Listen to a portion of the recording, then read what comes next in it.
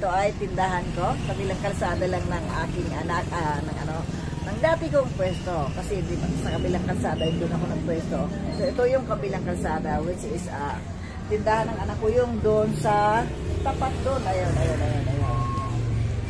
And then ito ay bodega niya. Yung dulo,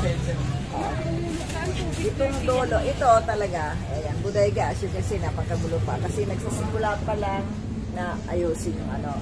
And then sabi ng anak ko, since ako'y nabuburyog sa bahay, so gagawin kong sabi niya, mama, parang hindi ka na umupa ng pwesto, ay doon ka na sa bungad magtinda. Kasi ako po ay may kinuwang isang pwesto dati. Nabigo ako. Nilda ako doon. Nalugi lang ako. For 5 days nagtinda ako, hindi okay. At may isa pang problema ako. May isang problema ako nung ayaw ko na mag-stop tumagal.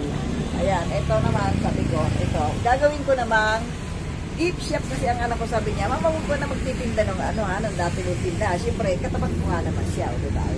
Katapat ko nga naman ang anak ko, kakalabanin ko anak ko. Ay, siyempre, marami din naman akong suki.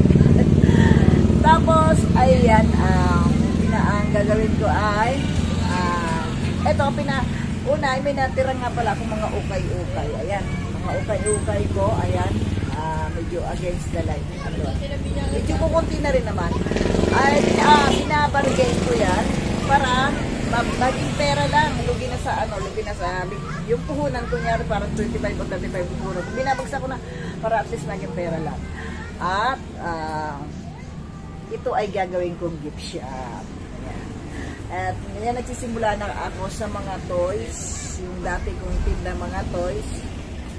And then sabi ko, ayan, yung gift items ang gagawin ko. Kaya ito ay gift shop. Plus, yung aking personalized na mga ginagawa ko mga pang-personalized. At yung mga items na yung ginagawa ko mismo. And then, tabing kalsada na lang yan. Yun ang pinakakaano ko dito pa, yung alikabok at saka yung itong mainit. Parang sa mukha. Halata ang aking. At yun guys, sabi ko nga, yun plus, sabi ko, wala dito nag-gift wrap na yung maayos-ayos na gift wrap. So, kaya nag-aaral ako ng mga pagbalot ng regalo na may pagka-decente, yung maganda at dating, yan. And then yung charge lang ang sa akin. Siyempre, kunyari, may magpapabalot ng kung ano mga occasion. So, ayun, ako magbabalot ng mga items. And then, sabi ko, may binili ako nauna pang bili ng machine, maliit lang siya. Yun ay pang-personalize. Kunyari, may gusto kang papangalanan kung anong items na pwede doon sa mabibili kong machine na kunyari sombrero, mags, mga kung ano-ano na pwede yung pangalan doon sa ayun, pwede gamitan doon sa na yun para malagyan lang ng personal pangalan nila para maging personalize yung item. So, ayan, bali personalize items and DIY. Ayan, ilalabas ko na yung mga kaalaman ko sa pag-DIY. And now, as you can see, ayan, hindi pa tapos ako mag-display. Ayan, both side.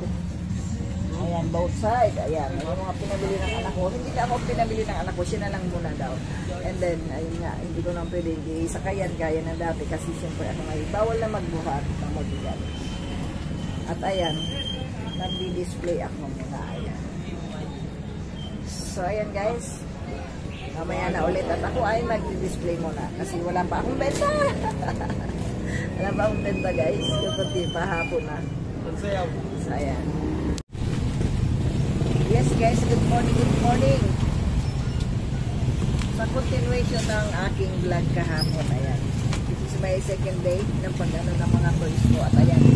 Ayan, nakikita nyo yung mga display ko na kahit paano. Ayan, sa kabilang side.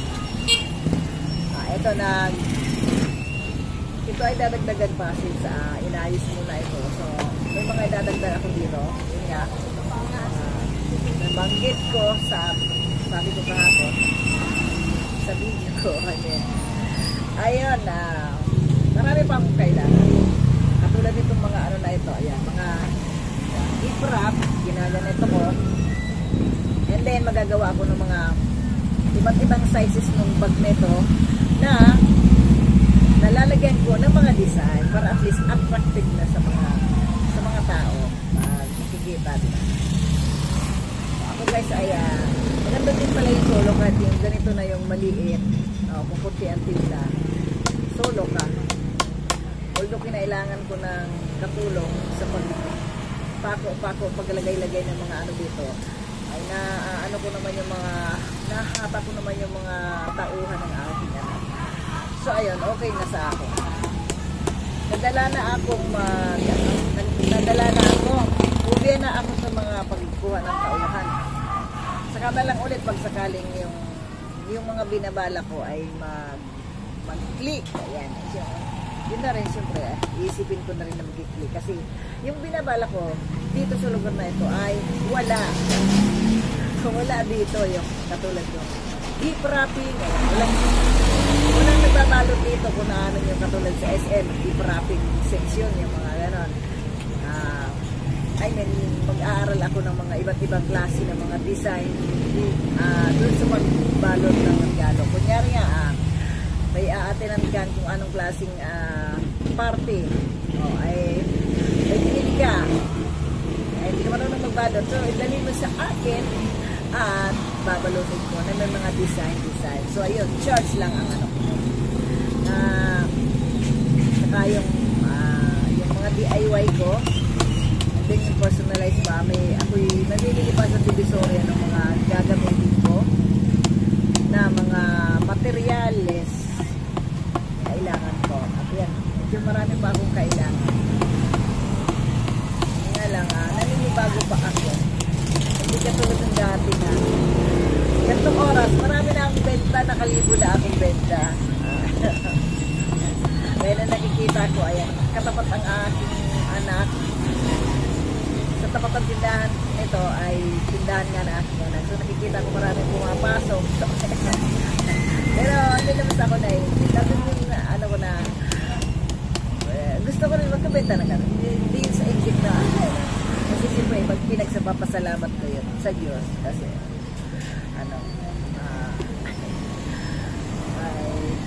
itong naisip ko na ito dito sa lugar na ito, ayan, yung ganong items ay ako po ang founder God knows, ako ang founder dito sa lugar na ito, sa Bagong Silang. Shout out sa mga nakakakilala sa akin dito sa makakapanood ng video na ito. Alam niyan na ako ang founder dito sa lugar na ito sa items na gaya ng dati kong tinda ng mga toys and candies, mostly parang Divisoria, yan, marshmallow, chocolate, yung mga gamit candies yan.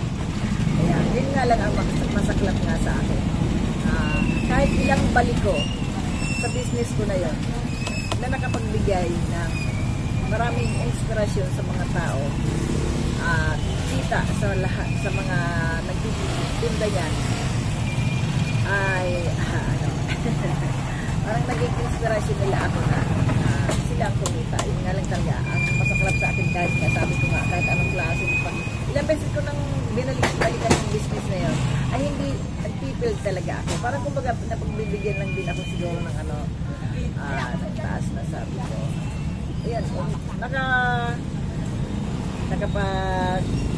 marami ako nakilala, maraming namili sa akin, marami akong naging tauhan, hanggang sa ako'y may mga naging tauhan ng mga talipandas ang pag-uutak. Ayun nga, pinabagsak ako nila. Shout out sa inyo.